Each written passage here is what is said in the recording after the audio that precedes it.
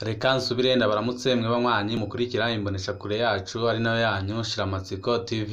Ni imboneshakure imwe rudende dushikiriza inkuru n'ibiganiro utaronka ahandi. Tubashikiriza amakuru atandukanye aba ariko aravugwa ngaha mu gihugu c'u Burundi, aho twibanda cyane ko aba ari kuvugwa agateka kazina muntu, aba ari kuvugwa mu cibano, aba ari kuvugwa ku mbuga ngurukana bumenyi, aba ari kuvugwa mu makungu, aba ari kuvugwa muri politike ndetse n'andi yose muba mwaranyejejwe mutamenye turatohoza amaze tukabaha ido n'ido. Ibiriko birabera mu butegetsi bwa Evariste Ndayishimiye birateye agahinda, wamengo nta butegetsi bukiri mu Burundi.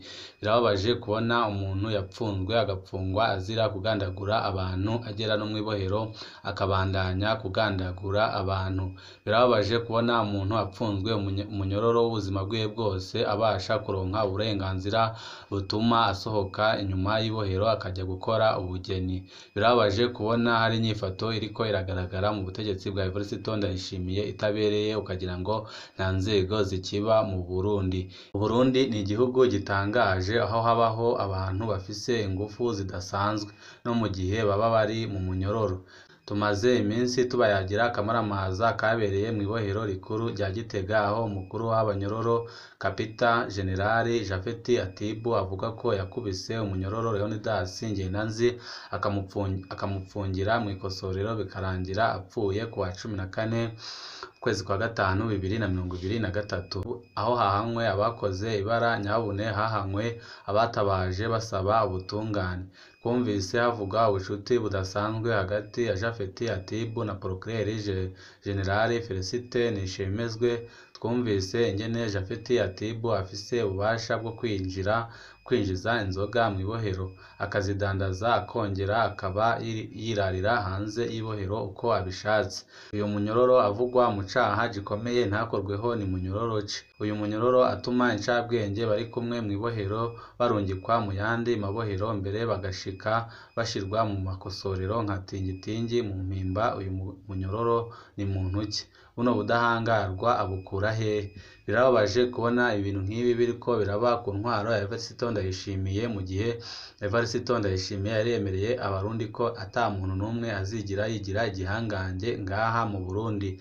Ariko ubu birababaje kubona ibintu nk'ibi biriko birakorwa n'umuntu apfunzwe kandi yaciriwe umunyororo w'ubuzima bwiwe bwose, ariko akabandanya abangamira abandi banyororo bapfunganywe, akabandanya akomeza ibikorwa byiwe bya buri munsi nkaho adapfunze.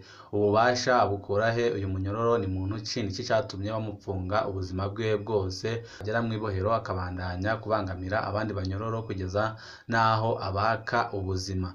Japhet Atibu amaze imyaka 9 mu munyororo yagirizwa kwica umuntu. Abamuzi batubwiye ko Japhet Atibu avuka ku mutumba wa Kivubu muri komine Kabarore mu ntara ya Kayanza. Ari mu munyororo kuva mu mwaka wa 2014, aho we n'abandi batatu bagiriwe n'icaha cyo kugandagura uwitwa Thomas Nsabimana. Bamusanze ku rugo iwe aho ku mutumba wa Kivubu, hanyuma baramurasa.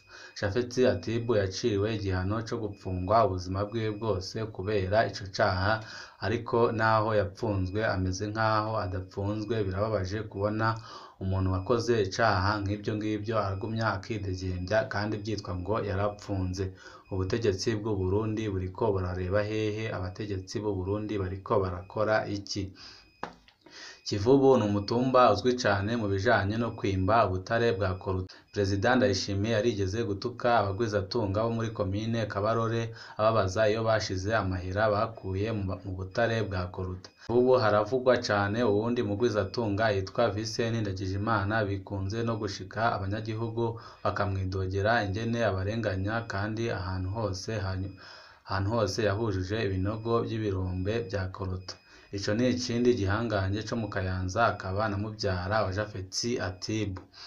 Imbere yo gupfungwa, Japhet Atibu yavugwa mu rudandaza rwa magendu rw'ubutare bwa koruta yoba yashora mu gihugu cibanyi c'u Rwanda. Amaze gupfungwa, Japhet Atibu yifatanije na Vincent Ndagijimana aramwemerera amuhera akazi abakozi babiri nk'uko bivugwa n'amasoko yacu mu Kayanza.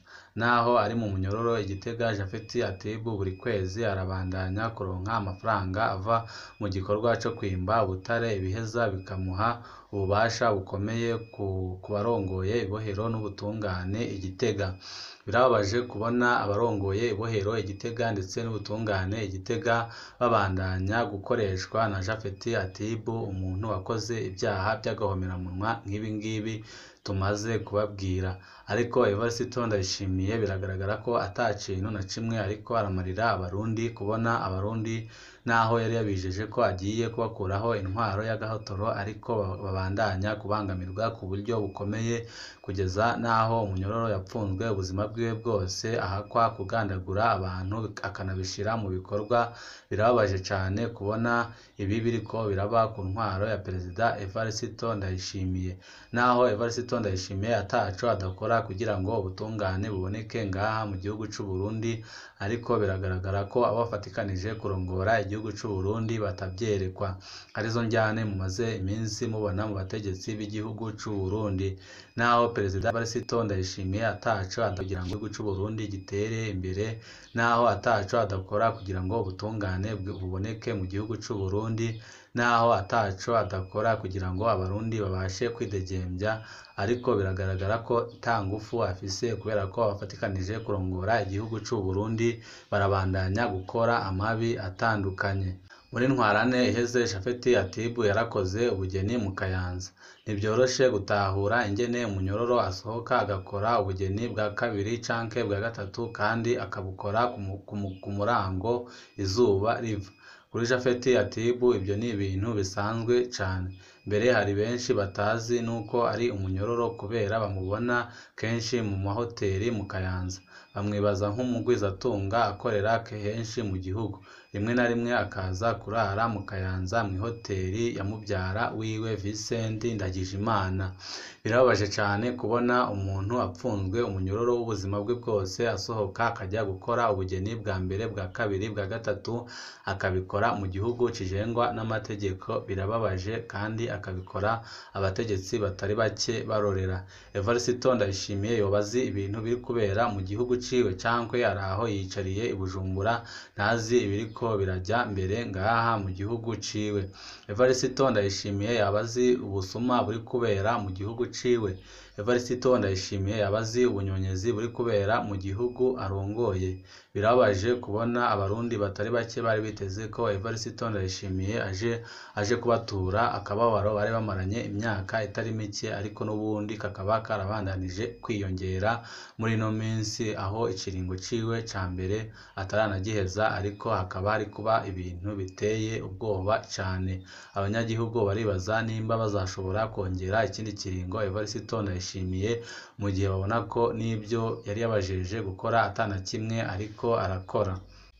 Muri hoteli ya Ndagijimana Vincent mubyara we niho kuri 18 z'ukwezi kwa gatatu 2023 havuga ko habereye ubugeni bwa Japhet Atibu n'umukenyezi w'umudandaza yobazwi ku izina rya Frediana. Abitabye urubanza bavuga ko rwari agakuru. Turafise amafoto atari make y'ubwo bugeni. Abaduhaye amakuru bavuga ko Japhet Atibu yari yapfunzwe asanganywe abandi bagore babiri. No ngaho baraduhaye amafoto y'umugore mukuru. Biragoye gutahura ingene umuntu apfunzwe asohoka akagira imanza zo kurongora ubwa gatatu ku murango izuba riva. Birababaje cyane kubona ibintu nk'ibyo biriko birabera mu ntwaro ya Evariste Ndayishimiye, kandi abarundi bari biteze ko ari we uje kubakuraho amagorwa batewe n'akahise. Igihangange ni umuntu umeze ute? Evariste Ndayishimiye avuga ko ibihangange mu Burundi agiye kubirwanya. Iyo bavuze igihangange mu Burundi aba ari umuntu ushobora gukora ibyo ashatse atankomanzi. Ni umuntu aba ashobora gukinisha inzego z'igihugu na cane igipolisi n'ubutungane uko agombye kugeza aho zimushyigikira mu mafuti yiwe. Igihangange ni umuntu ashobora gupfungisha inzirakarengane no kunumya uwo wese agerageje gushira ahabona amabi akora. Igihangange kiba gishoboye kwica atankomanzi. Igihangange gituma imvuga kuri ziboneka nk'abanyamafuti, nayo co kikaboneka nk'ikivuga ukuri. Japhet Atibu nawe ni igihangange mu Burundi kuko ibyo byose arabishoboye. Urupfu rwa Leonidas Ngendanzi rwahindutse akamizwe n'ingoma. inzego z'igihugu ziriko zirapfukira icaha imvugakuri n'inzirakarengane nka Colonel Leonidas Hatungimana batazira Muporo ziri muri tingitingi mu mpimba. Birababaje kubona ibiriko biraba mu Burundi, aho guhana abakoze ibara baciye bafata inzirakarengane zagirizwa ko ziyamirije ikiringo ca gatatu ca Nkurunziza, ubu ziri mu magorwa akomeye cane, aho bazijyanye mu kibanza bita ikosorero muri tingitingi. Birababaje kubona ibyo byose biriko birabera ku ntwaro ya Evariste Ndayishimiye arorera.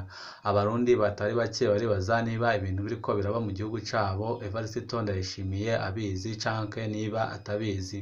Abarundi batari bake babona ko Evariste Ndayishimiye iyo ari mu ruhame avuga koko nk'umuntu ufitiye akazoza keza Abarundi, ariko baraba ibiba mu butegetsi bwiwe bakabona ko ibyo aba ariko arakora ari ugukinisha imitima y'Abarundi yababajwe n'intwaro ya CNDD-FDD kuva mu mwaka wa 2005 gushika ubu ngubu.